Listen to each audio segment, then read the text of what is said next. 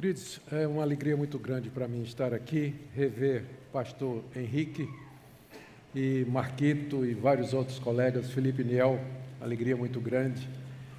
E participar dessa noite, que é uma noite histórica, uma noite icônica para o movimento de Atos 29. Como foi dito, eu estou pastoreando, juntamente com o pastor Samuel Vitalino, uma igreja em Orlando, entre imigrantes brasileiros, que tem o apoio da Atos 29 lá nos Estados Unidos. Então, estou bem em casa, estou muito feliz e, sem demora, vamos para o texto da Palavra de Deus, onde nós queremos falar a respeito do que é daquilo que é a missão de Atos 29, que é plantar igrejas no mundo todo, igrejas no mundo todo. E eu queria convidar você a abrir a Palavra de Deus em Romanos capítulo 10. Nós vamos do verso 1 até o verso 15. Vamos escutar a leitura. Romanos capítulo 10, de 1 a 15. Palavras do apóstolo Paulo aos crentes de Roma. Irmãos, a boa vontade do meu coração e a minha súplica a Deus a favor deles, eles aqui são os judeus, são para que sejam salvos, porque lhes dou testemunho de que eles têm zelo por Deus, porém não com entendimento.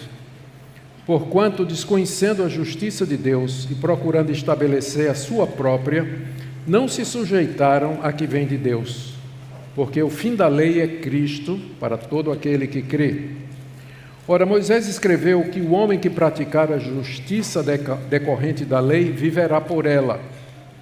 Mas a justiça decorrente da fé assim diz: não perguntes em teu coração quem subirá ao céu, isto é, para trazer do alto a Cristo, ou quem descerá ao abismo, isto é, para levantar Cristo dentre os mortos. Porém, que se diz? A palavra está perto de ti, na tua boca e no teu coração. Isto é, a palavra da fé que pregamos. Se com a tua boca confessares a Jesus como Senhor, e em teu coração creres que Deus o ressuscitou dentre os mortos, serás salvo. Porque com o coração se crê para a justiça, e com a boca se confessa a respeito da salvação. Porquanto a Escritura diz: todo aquele que nele crê não será confundido. Pois não há distinção entre judeu e grego, uma vez que é o mesmo Senhor, que o mesmo é o Senhor de todos, rico para com todos os que o invocam, porque todo aquele que invocar o nome do Senhor será salvo. Agora, como porém invocarão aquele em quem não creram? E como crerão naquele de quem nada ouviram? E como ouvirão se não há quem pregue? E como pregarão se não forem enviados? Como está escrito: quão formosos são os pés dos que anunciam coisas boas. Amém. Graças a Deus pela sua palavra. Vamos orar.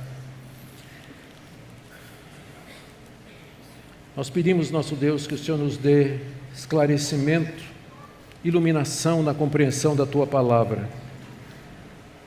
Essa passagem difícil que teu servo Paulo penou, escreveu, sob inspiração do teu bendito Espírito. Nós pedimos que o mesmo Espírito que inspirou a Escritura também ilumine o nosso coração e a nossa mente, para compreendermos o seu significado e aplicá-lo à nossa vida. Ouve a nossa oração, em nome de Jesus. Amém. Queridos, Paulo escreveu a carta aos Romanos por alguns motivos. O primeiro e o mais importante é que ele desejava apoio da Igreja de Roma para pregar o Evangelho na Espanha. Fazia já algum tempo que ele vinha pregando o Evangelho na região da Bacia do Mediterrâneo, nas 5 províncias romanas, e ele não tinha mais campo de trabalho, já havia evangelizado onde podia, e tinha colocado os seus olhos lá na Espanha.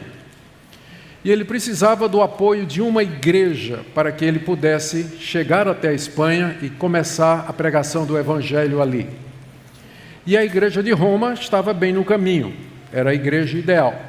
O problema era que Paulo não era conhecido da igreja de Roma. Aqueles mais de 20 pessoas que ele cita no capítulo 16, no final, provavelmente era de pessoas que ele tinha conhecido em outros locais e que tinham se mudado para Roma.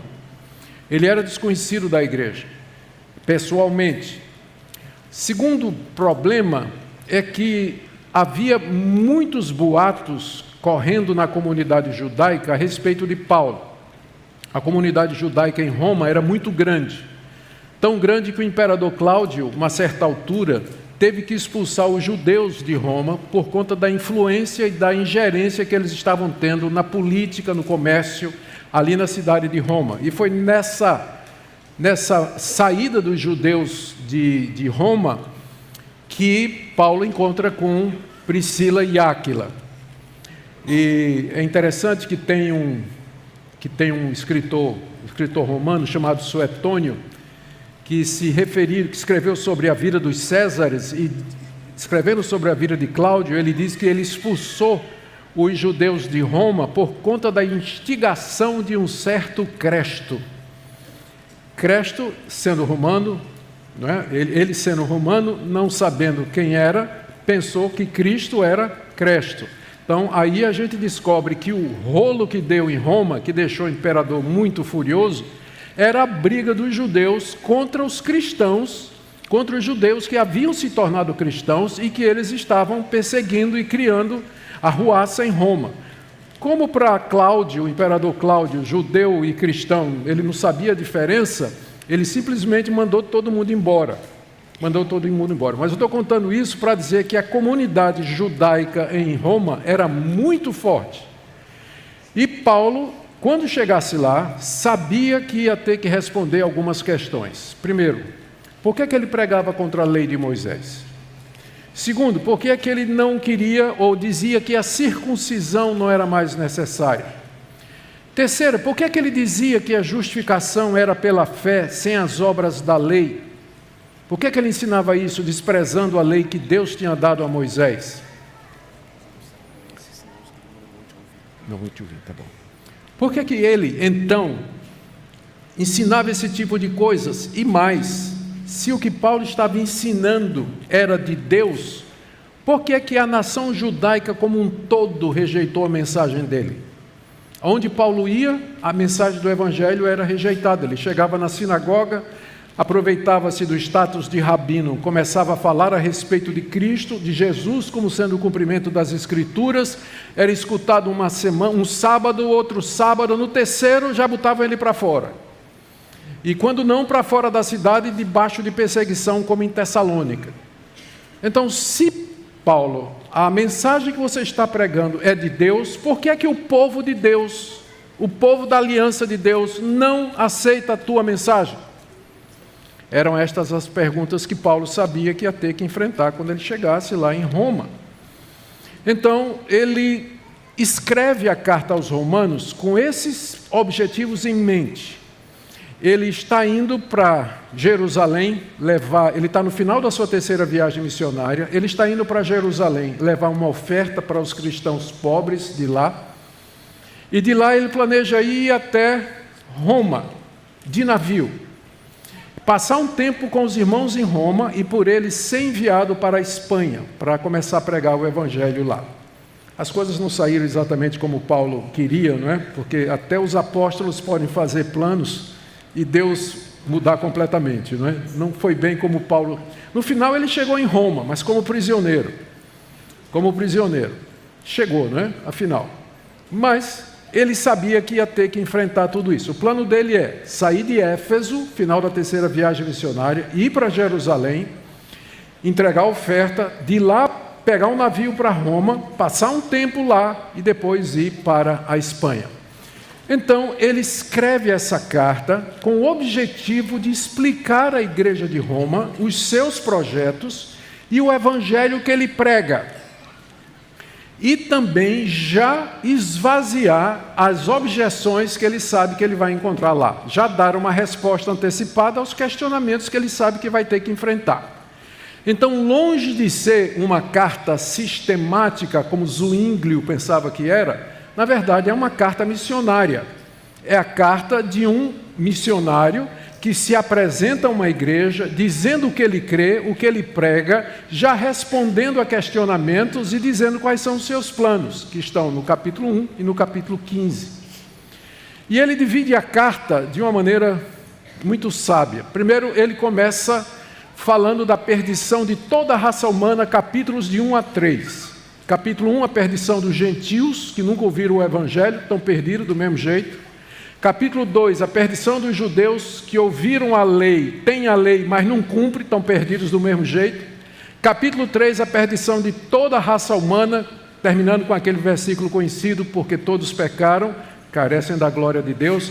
Metade do capítulo 3 até o 5, ele fala da justificação pela fé, como é que em Cristo Deus justifica pecadores, judeus e gentios. Do 6 a 8, como é que pecadores justificados devem andar, chamaríamos de santificação. Primeiro, perdição. Segundo, justificação. Terceiro, santificação. Capítulo 6, libertação do pecado. Capítulo 7, libertação da lei. Capítulo 8, vida no Espírito. E de 9 a 11, o coração da carta, o lugar de Israel no plano de Deus. O lugar da lei. O porquê dos judeus não receberem a Cristo. Qual o papel que os judeus ainda têm que desempenhar na escatologia, no futuro de Deus. Do capítulo 12 até o 15, ele trata de algumas questões práticas relacionadas com a vida da igreja, dons espirituais, a unidade, como eles deveriam tratar entre si, os que tinham escrúpulos com relação à comida, enfim, uma série de questões do dia a dia que ele foi informado a respeito da igreja, e ele termina com o capítulo 16, com aquelas pessoas mencionadas. Os capítulos 9 e 10 são reconhecidamente os mais complicados da carta aos Romanos. O 9 é mais do que o 10, por isso que eu escolhi o 10. Né? O 9 fica para outra ocasião. O 10 não deixa de ter a sua complicação. Mas aqui o apóstolo Paulo vai dar a razão, uma das razões pelas quais está respondendo a pergunta, né? Lembra disso, ele está sempre respondendo a pergunta, está um passo adiante da sua audiência. Ele vai dizer por que os judeus rejeitaram a mensagem do Evangelho, em seguida vai dizer que eles não são indesculpáveis, ou seja, eles não têm desculpa por terem rejeitado, porque o Evangelho está lá no Antigo Testamento, está na lei dele, com muita clareza. E depois ele vai fazer algumas aplicações, pelo menos 3, que eu quero então trazer para nós também, como aplicações para nós. Então esse é o script que eu pretendo seguir nessa noite, mercê de Deus. Vamos começar então, Paulo dando aqui a causa básica da rejeição dos judeus, que vai do verso 1 até o verso 4. Ele começa dizendo que o coração dele, a intenção dele, a atitude dele é simpática ao povo judeu. Meus irmãos, a boa vontade do meu coração, apesar de toda a perseguição que ele sofreu, veja como é, não é? Apesar de tudo que ele sofreu, ele diz que a boa vontade do meu coração e a minha súplica a Deus a favor deles são para que sejam salvos. Quer dizer, eles não eram. Tem gente que pensa que só porque o judeu nasceu na antiga aliança, era filho de Abraão, já era salvo. Não era. Paulo está dizendo aqui, se fosse, Paulo não disse que estava orando pela salvação deles.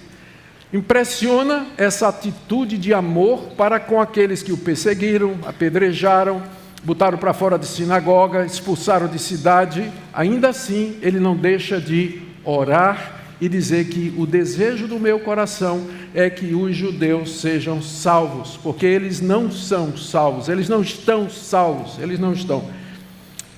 Verso 2. Eu dou testemunho de que eles têm zelo por Deus. Claro que Paulo dava testemunho, ele tinha sido um deles, era um fariseu, zeloso de Deus, que queria fazer a vontade de Deus, pensava que estava fazendo um serviço a Deus quando ele perseguia os cristãos.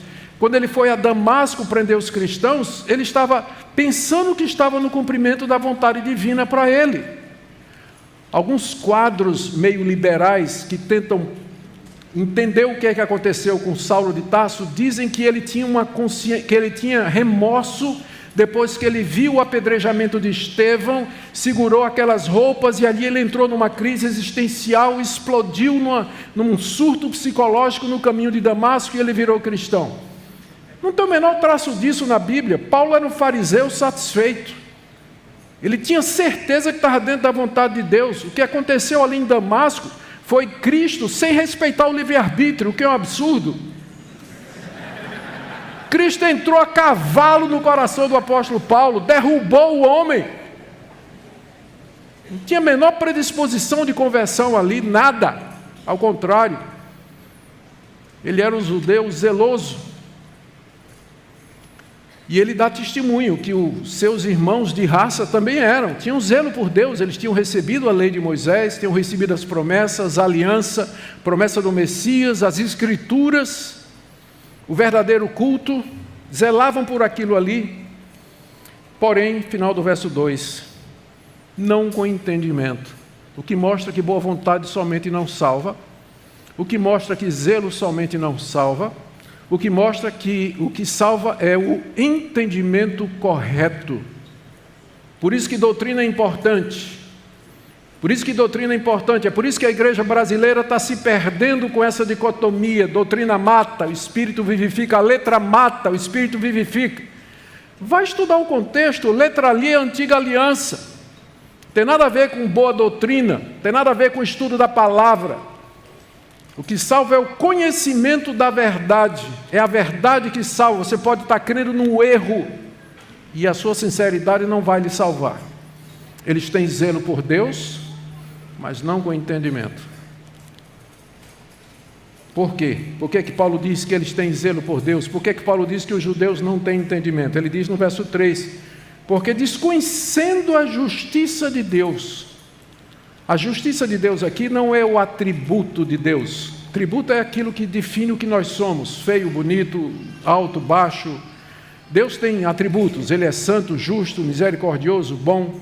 Mas aqui não está se referindo a um atributo. Quando fala aqui justiça de Deus, especialmente em Romanos, se refere à maneira como Deus justifica o pecador. E é dessa forma que Ele mostra a sua justiça, como Ele justifica pecadores. Então os judeus desconheceram o caminho pelo qual Deus justifica pecadores. Deus havia dado a lei, Deus havia dado os sacrifícios, Deus havia dado o templo, o ministério levítico, o ministério dos sacerdotes, o calendário sagrado, a dieta religiosa, a circuncisão. E eles não entenderam. Não entenderam de que maneira Deus justifica o pecador. Na verdade, diz aqui, no verso 3, desconhecendo a justiça de Deus, procurando estabelecer a própria, porque uma vez que a pessoa não entende o caminho pelo qual Deus justifica pecadores, ela vai procurar o seu próprio caminho, ela vai criar um caminho, ela vai inventar, daí a origem de todas as religiões. O homem sempre, a palavra religião já significa isso, religação, religião, religar, o homem querendo voltar para Deus, como ele rejeita a justiça de Deus, ele então vai criar um caminho para chegar até Deus. E o que que os judeus criaram? O judaísmo do segundo templo, o judaísmo depois de Malaquias até a chegada de João Batista, se caracterizou pelo surgimento da seita dos fariseus, cuja raiz em grego significa separado, aforismoi, separados, que introduziram interpretações orais, acrescentando à lei de Deus novos mandamentos que Jesus vai condenar depois, tornando aquilo que era para ser uma religião da graça e da fé, foi essa a religião, o sistema de religião que Deus revelou a Moisés, transformaram num sistema legalista. O fariseu do século I, que me desculpe N.T. Wright, era legalista, era hipócrita, achava que era justo, condenava as outras pessoas e achava que não tinha nenhum outro caminho a não ser a guarda da lei de Moisés, do modo farisaico. Então, Paulo diz, eles rejeitaram a justiça de Deus, estabeleceram a sua própria. Por isso, se perderam e eles não têm entendimento de Deus. no final, ele diz, no final do verso 3, eles não se sujeitaram. Paulo vê isso como uma questão de, não é de bem intencionado, desavisado, mas de desobediência. Eles não se sujeitaram à revelação da justiça de Deus. O que Paulo está dizendo é que no Antigo Testamento havia suficiente para eles saberem que o justo viverá pela fé, e não por obras, e que a lei não foi dada para salvar ninguém. A lei foi dada para mostrar a necessidade do israelita ir para o altar de sacrifício e oferecer o cordeiro pela sua culpa, pedir misericórdia a Deus. A lei foi dada para isso. Eles é que tornaram a lei numa guarda meritória e, portanto, deturparam o propósito da lei. Paulo não estava ensinando nada novo, esse é o ponto dele. Ele está recobrando o sentido da legislação mosaica no Antigo Testamento e dizendo que sempre foi pela graça, pela fé. Sempre foi assim. E é por isso que Paulo ora por eles. Por quê? Desconhecendo a justiça de Deus, procurando estabelecer a sua própria, não se sujeitaram à que vem de Deus. Verso 4, porque o fim da lei, o propósito da lei, o objetivo da lei, são duas possíveis traduções, término ou propósito. Provavelmente Paulo quis dizer as duas coisas. Porque o fim da lei, o término da lei, ou o propósito da lei, é Cristo para a justiça de todo aquele que crê. Esse era o propósito da lei, essa é a razão pela lei foi dada. Os judeus têm a lei, eles tinham a lei, porém eles não entenderam a lei, não se sujeitaram à justiça que vem de Deus pela fé, porque o fim da lei é Cristo. A lei já apontava para Cristo, por isso eles estabeleceram o seu próprio caminho, o legalismo, cumprimento de normas, de regras, práticas litúrgicas e uma série de outras coisas. Paulo diz então, bom desejo do meu coração, a vontade do meu coração é pela salvação deles, porque eles, ao rejeitar a lei que aponta para Cristo, eles criaram a sua própria lei e, portanto, se perderam. Então, esse é o primeiro ponto do apóstolo Paulo. Ele está explicando, está dando uma resposta ao questionamento que ele vai encontrar em Roma. Se a sua pregação está correta, por que é que o povo de Deus não aceitou os judeus? Resposta de Paulo, porque eles já se desviaram há muito tempo. Eles já rejeitaram essa revelação há muito tempo. E o que eu estou pregando não é nenhuma novidade, mas aquilo que a lei deles, na verdade, está dizendo. Aí Paulo vem agora para dizer que eles não têm desculpa. Ele vai provar agora, a partir das Escrituras, ele vai fazer uma série de citações aqui do Antigo Testamento. Ele vai provar o que ele está dizendo lá em Moisés. Ele começa no verso 5. E aqui ele vai provar que os judeus não têm desculpa. Dizer assim, nós não sabíamos. Ele vai dizer, sabia sim. Verso 5. Ora, Moisés escreveu que o homem que praticar a justiça decorrente da lei viverá por ela. Moisés escreveu isso em Levítico 18, verso 5. O que Moisés quis dizer é o seguinte: a lei está aí, foi dada por Deus para nós. Se você quiser viver por ela, se você quiser viver guardando cada um dos preceitos, você vai viver de acordo com isso. Se você cumprir, você vai ter vida. Se você não cumprir, você vai ter morte.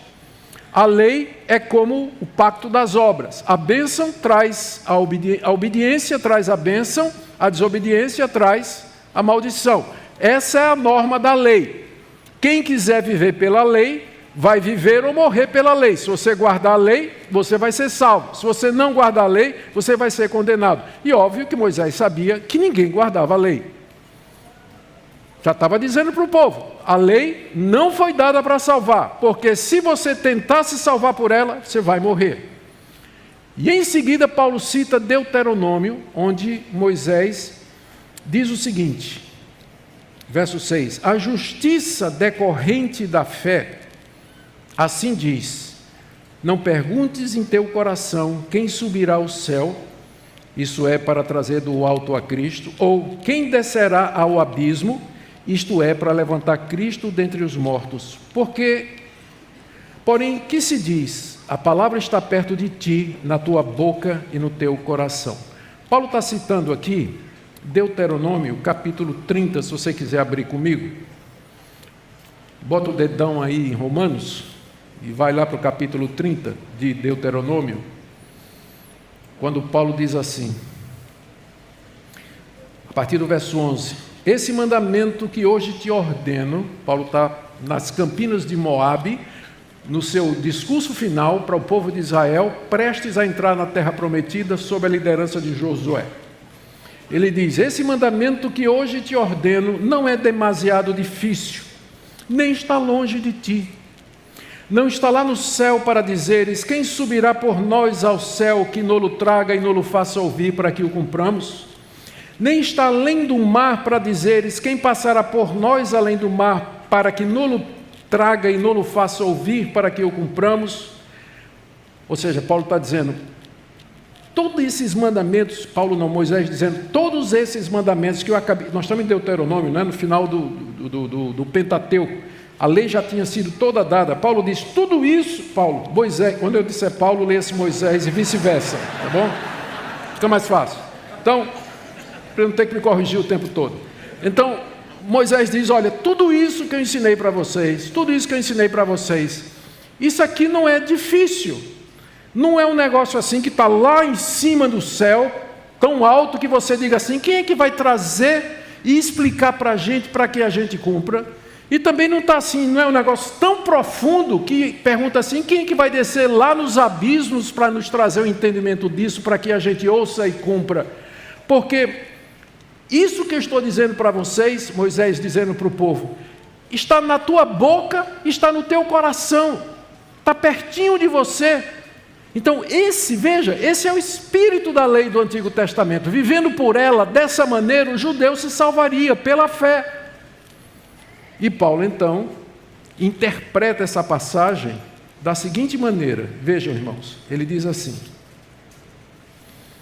a justiça decorrente da fé, estou agora em Romanos 10,6, diz, não perguntes em teu coração quem subirá ao céu. Aí ele interpreta, isto é, para trazer a Cristo lá do alto. Então não diga assim, quem é que vai subir no céu para trazer Cristo para morrer pelos nossos pecados, para que nós sejamos salvos? Não pergunte isso, porque Ele mesmo já veio.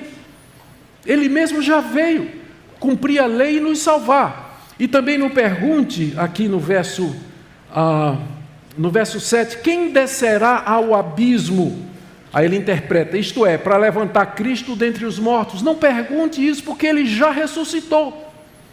E aí ele diz, aí ele cita Moisés dizendo, o que é que Moisés diz? A palavra está perto de ti, na tua boca e no teu coração, e é essa palavra que nós pregamos. Ou seja, a mensagem que Paulo prega é o Antigo Testamento na sua essência, no seu entendimento fundamental. Não é nada novo.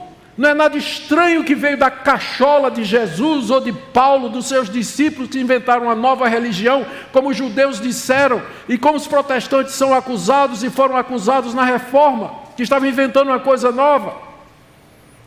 Essa é a palavra de fé que nós pregamos.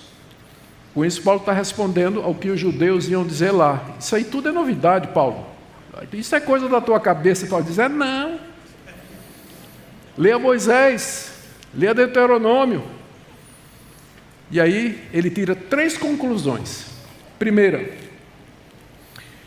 se com a tua boca, veja só, no verso 8, final do verso 8, ele diz, a palavra está perto de ti, na tua boca e no teu coração.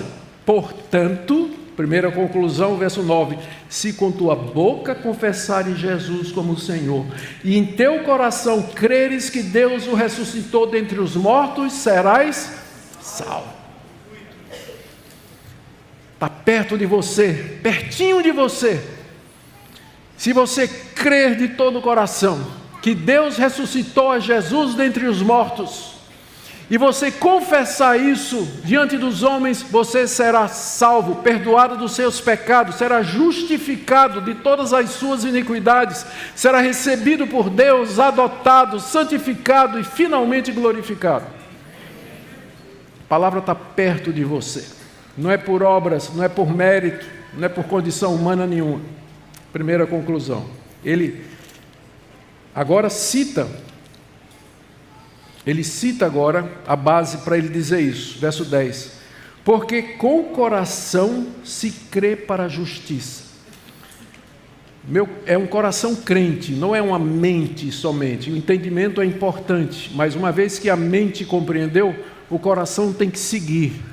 Se você crê com o coração, ou seja, com sinceridade, se a sua fé for sincera, se você crê de todo o coração, com o coração se crê para a justiça e com a boca se confessa a respeito da salvação. E aí a base bíblica é Isaías 28:16, porque a Escritura diz: todo aquele que nele crê não será confundido.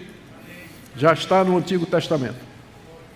Tem gente que faz diferença entre o Antigo Testamento e o Novo, dizendo que no Antigo Testamento era lei, condenação, obras, no Novo Testamento é graça, misericórdia, salvação. Gente, sempre foi graça. Sempre foi pela fé. A diferença é que antes de Cristo era fé no Messias que haveria de vir. A fé apontava para frente. Hoje a fé é no Messias que já veio. A nossa fé aponta para trás. Mas todas elas apontam para Cristo. Todo aquele que nele crê não será confundido. Segunda aplicação de Paulo, e ele está chegando no ponto dele. Lembra que ele escreveu essa carta para angariar apoio missionário para ir para a Espanha. Ele está chegando, ele está fechando o cerco. Próxima conclusão. É pela fé, pois não há distinção. Verso 12, veja, no verso 11, todo aquele que nele crê não será confundido. Todo aquele quer dizer judeu e gentil, qualquer pessoa. Ele pega isso aí dizendo, verso 12, pois não há distinção entre judeu e grego, uma vez que o mesmo é o Senhor de todos, rico para com todos os que o invocam. Aqui Paulo diz que não tem diferença entre judeu e não judeu. Não tem diferença, porque é o mesmo Senhor que é rico para com todos aqueles que o invocam. Aqui acabou-se a separação racial que havia, provocada por alguns aspectos da lei. Aqui Deus tem um povo só. Deus não tem dois povos. Deus tem um povo só. É um povo composto de judeus e gentios que creem em Jesus Cristo, que confessam com a boca e que creem com o coração que Ele ressuscitou dentre os mortos. Não há distinção. Agora, a terceira conclusão do apóstolo Paulo. A necessidade de enviar pregadores. Agora ele chegou onde ele queria. Ele disse no verso 13, todo aquele que invocar o nome do Senhor será salvo, citando Joel 2,32. Aí vem a pergunta. Ele está dizendo que para ser salvo tem que invocar o nome do Senhor. Como, porém, invocarão aquele em quem não creram? A gente só invoca o nome de quem a gente crê. Se eu não cresce em Deus, eu não invocaria o nome de Deus. Se eu não cresce em Jesus, eu não invocaria o nome de Cristo, para perdão dos meus pecados e para salvação das minhas necessidades. Mas como é que eu vou crer em quem, de quem eu nunca ouvi? Pergunta ele. Como crerão naquele de quem nada ouviram? Eu só posso crer em alguém de quem eu ouvi falar. Eu não posso crer. Fé não é um salto no escuro. A fé, ela se apoia em alguma coisa. Nós vamos crer em algo. E eu preciso ter esse conhecimento. Como crerão naquele de quem nada ouviram? E como ouvirão, se não há quem pregue? E como pregarão, se não forem enviados? Eis-me aqui, envia-me à Espanha. Os espanhóis estão perdidos. Mas se eles invocarem o nome do Senhor, eles serão salvos. Mas como é que eles vão invocar o nome de Jesus? Eles não ouviram o nome de Jesus. Como é que eles vão crer naquele que nunca ouviram? Eles nunca ouviram porque ninguém foi lá pregar. Deus não vai mandar anjo. E ninguém foi lá pregar porque a igreja não mandou. Por isso, bem-aventurados, formosos, os pés dos que anunciam coisas boas. Me manda para a Espanha, eu estou pronto para ir. O que nós podemos tirar dessa passagem pungente, missionária do apóstolo Paulo, no coração da carta aos Romanos? Algumas coisas aqui anotei aqui. Primeiro, não tem salvação fora do Evangelho. Está muito claro, não está? Não tem salvação fora do Evangelho. Mas aqueles que nunca ouviram, Deus vai julgá-los de acordo com a revelação da natureza e da consciência. Deus vai julgá-los de acordo com a luz que eles receberam, mas não há salvação sem o conhecimento do nome de Jesus. Não há. O texto é muito claro. Como eles poderão ser salvos se para a salvação tem que invocar o nome de Jesus e não há ninguém quem pregue? Segunda coisa, Deus não tem dois meios de salvação, um para o Antigo Testamento, outro para o Novo. Sempre foi a mesma coisa. Sempre foi a mesma coisa, administrada em duas dispensações diferentes. No Antigo Testamento, figura, tipo, promessa. No Novo Testamento, chegada a cumprimento, luz, plenitude. Sempre foi a mesma coisa. Terceira coisa, Deus chama seus eleitos através da pregação. Deus tem seu povo que Ele amou, elegeu antes da fundação do mundo, composto de judeus e gentios que creem em Jesus. Esse povo é chamado através da pregação do Evangelho. Não tem outro caminho para Deus chamá-los. Às vezes as pessoas perguntam, mas Deus elegeu uma pessoa lá no meio do mato, e como é que aquela pessoa vai se salvar lá no meio do mato? Ué, o Deus que elegeu a pessoa, elegeu os meios. Ele vai mandar um missionário lá, e vai mandar alguém plantar uma igreja, Atos 29, lá perto da tribo. Com certeza, é poderoso para isso. Mas Deus não tem outro método, não tem, é exatamente esse aqui, não tem. Deus chama seus eleitos através da pregação. Quarto ponto, a igreja, missão da igreja é enviar pregadores, plantar novas igrejas, apoiar o trabalho missionário. Quinto, esse aqui, a centralidade da palavra de Deus na plantação. Às vezes a gente, no afã de plantar novas igrejas e vê-las crescer, a gente vai atrás de métodos, vai através de sistemas, vai através de ideologias. Coisas que dão certo na Coreia, não dá certo no Brasil não, gente.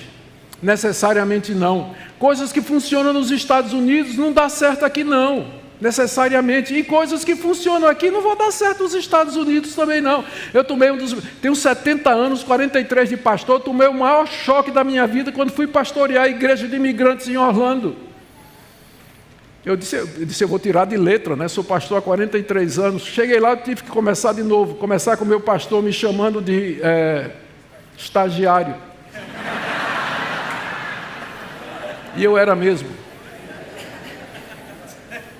Só tem uma coisa que é a mesma: poder da palavra para converter corações. Não estou dizendo que está errado a gente procurar uma boa metodologia, fazer assessment, essas coisas são importantes, mas nunca em detrimento disso que Paulo está dizendo aqui. Eles têm que ouvir o Evangelho. Eles têm que ouvir o Evangelho que está nas Escrituras, do Antigo e do Novo Testamento. Não tem substituto para isso. Não tem substituto. E a última coisa que eu botei aqui: zelo, sinceridade, não vai salvar ninguém. Mas o conhecimento do autêntico Evangelho de Cristo, manifestado na Palavra de Deus, crido de coração e confessado sinceramente com a boca. Amém? Amém. Que Deus nos dê plantadores assim, igrejas assim, para a glória do nome dEle. Amém.